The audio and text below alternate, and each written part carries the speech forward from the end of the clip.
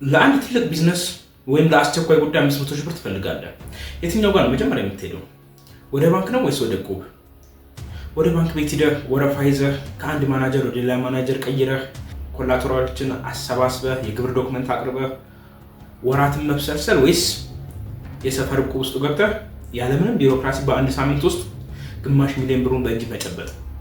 በ2019 የኢትዮጵያ ወጣቶች የትኛው ላይ ነው መቆጠብ ያለብን ብለው ያስባሉ? በአንድ በኩል ባንኮች ዘመናዊ ነን ይላሉ፣ በሌላ በኩል ደግሞ ባህላዊ እቁብ በአሁኑ በሚሊዮን የሚቆጠር ገንዘብን ያንቀሳቅሳል።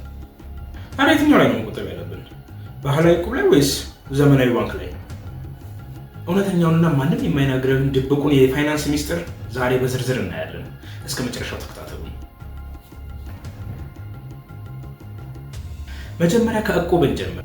እቁብ ዝም ብሎ የሰፈር ሰዎች ወይም የነጋዴዎች የመዝናኛ ስብስብ አይደለም። በኢኮኖሚስት ቋንቋ እቁብ ማለት እጅግ በጣም ጠንካራ የሆነ ማህበራዊ የብድር ሲስተም ወይም ይሄ ሶሻል ቤዝድ ክሬዲት ሲስተም እንደሚባል አይነት ነው። እቁብ 3 ትላልቅ ድብቅ ኃይሎች አሉት። የመጀመሪያው ዜሮ ቢሮክራሲ ነው። ምንም አይነት ቢሮክራሲ የለም በእቁብ ውስጥ። ይሄ ዋናውና የመጀመሪያው ነው። ለምሳሌ ባንክ ብድር ለመጠየቅ ስትሄድ ከዓመት በላይ የሆነውን የንግድ ፍቃድ አምጣ ይልሃል። የቤት ካርታ ወይም የመኪና ሊብሬ አሴስ ትባላለህ። የደሞዝህ ፔሮል አምጣ ትባላለህ። እቁብ ግን ይህ ሁላ የለም። የሚጠይቀህ አንድና አንድ ብቻ፣ እሱም እምነትና ዋስ ነው።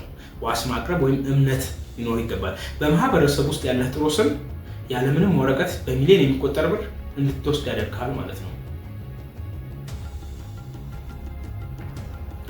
ሁለተኛው የግዳጅ ቁጠባ ወይም ይሄ ፎርስድ ሴቪንግ የሚባለው ነው። ለምሳሌ ሁላችንም ባንክ አካውንት ውስጥ ብር ሲኖረን በየቀኑ ይችን ላውጣትና ልጠቀምባት ነገ ታካታለህ ማለት ፈተና ይገጥመናል። በራሳችን ዲሲፕሊን ሆን መቆጠብ በጣም እንቸገራለን። እቁብ ላይ ግን እንደዚህ አይነት ነገር የለም። የሰዎች ብር ስለሆነና በየሳምንቱ ወይም በየወሩ ሳትወድ በግድህ የቁጠባ ልምድ እንድታዳብር ያደርግሃል ማለት ነው። ሶስተኛው የ0% ወለድ። የመጀመሪያ ዕጣ ዕድል ከደረሰ የ0% ወለድ ነው የምታገኘው ማለት ነው። የመጀመሪያው ወይም ሁለተኛው ዕጣ አንተ ከደረሰ 0% ኢንተረስት ከወደፊት ቁጠባ ላይ ትልቅ ብድር እንደመውሰድ ይቆጠራል። ይህንን የትኛውን ባንክ ላይ ልታገኙ አትችልም። የባንክ ብድር ቢሆን ኖሮ ቢያንስ 16% ወይም እስከ 20% ድረስ ዓመታዊ ወለድ ትከፍል ነበር።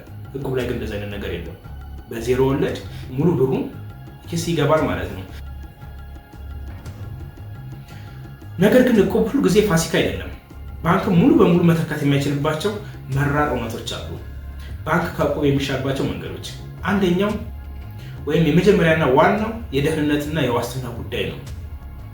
የእቁብ ሰብሳቢ ዳኛ ብሩን ይዞ ቢጠፋ ወይም ዕጣ የደረሳቸው ሰዎች መሀል ላይ መክፈል አቁመው ቢሰወሩ ወይ ቢጠፉ ወይም መክፈል ባይችሉ ህጋዊ ክስ ለማድረግና ብርህን ለመመለስ ዓመታትን የሚወስድ ከባድ ፍልሚያ ይጠብቃል። ባንክ ውስጥ ግን ብር 100% ዋስትና አለው። ማንም ይዞ ሊጠፋ አይችልም። ሁለተኛውና ትልቁ አደጋ የመጨረሻ ዕጣ ከደረሰ የመጨረሻ ዕጣ፣ እሱ በጣም ኪሳራ ነው። ይህ ስሌት ብዙ ሰው አያስተውለውም። ለምሳሌ 20 ሰዎች በወር 10 ሺህ ብር የሚጣል ለ20 ወር የሚቆይ እቁብ ገባችሁ እንበል። አንተ የመጨረሻው ዕጣ ከደረሰ ከ20 ወር በኋላ 200 ሺህ ብርህን ይዘህ ትሄዳለህ። ነገር ግን አሁን ባለው የዋጋ ግሽበት ምክንያት በመጀመሪያው ላይ በ200 ሺህ ብር ልትገዛ የምችለውን ዕቃ ከ20 ወር በኋላ በዛ ብር ያንን ዕቃ ማግኘት አችልም፣ ወይም ያንን ዕቃ መግዛት አችልም። የገንዘብ የመግዛት አቅሙ መሬት ይነካል ከ20 ወር በኋላ ማለት ነው። በአጭሩ ለመጨረሻ ዕጣ ለሚወጡ ሰዎች እቁብ ትልቅ ኪሳራ ነው። ይህ ባንክ ውስጥ የተሻለ እድል አለው። ምንም እንኳን የዋጋ ግሽበቱ በባንክ ተመሳሳይ ቢሆንም ቢያንስ በባንክ ምን ይኖረዋል? በተለይ ወለድ ለሚጠቀሙ ሰዎች 7% ወለድ ይኖረዋል ማለት ነው። ስለዚህ ያንን 200 ሺህ ብር ለ20 ወር በባንክ ብናስቀምጠው አትሊስት 7% ወለድ አግኝቶ ሊቀመጥ ይችላል። እቁብ ላይ ግን ያ ያስቀመጥከው ወይም ያ የደረሰ 200 ሺህ ብር ከ20 ወር በኋላ ያው ራሱ 200 ሺህ ብር ነው የምታገኘው ማለት ነው። ሌላ የሚጨመር ወይም የምታገኘው ነገር የለም። ይሄ ትልቁ የእቁብ ኪሳራ ነው።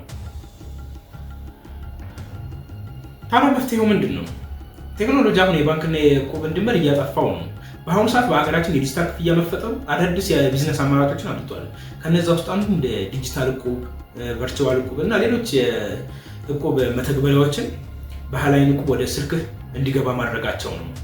ህጋዊ እውቅና ያላቸው ቴክኖሎጂ ድርጅቶች ስለሆኑ እነዚህ ከባንኮች ጋር በመተባበር በዲጂታል መንገድ እንዲጥል ያደርገዋል።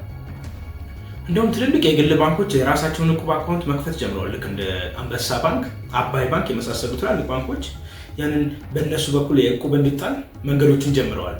ይህ ምን ጥቅም አለው መሰለህ? አባላቱ ዕጣውን በባንክ በኩል ይጥላሉ። ይህም ደህንነቱን አስተማማኝ ያደርገዋል። በዚያው ልክ ደግሞ ባንኩ ያንተን የባንኪንግ ሂስትሪህን ወይም የባንክ ትራንዛክሽንን ስለሚያይ የባንክ ብድር ወይም ኦቨርድራፍት እድል እንድታገኝ ያመቻችልሃል ማለት ነው።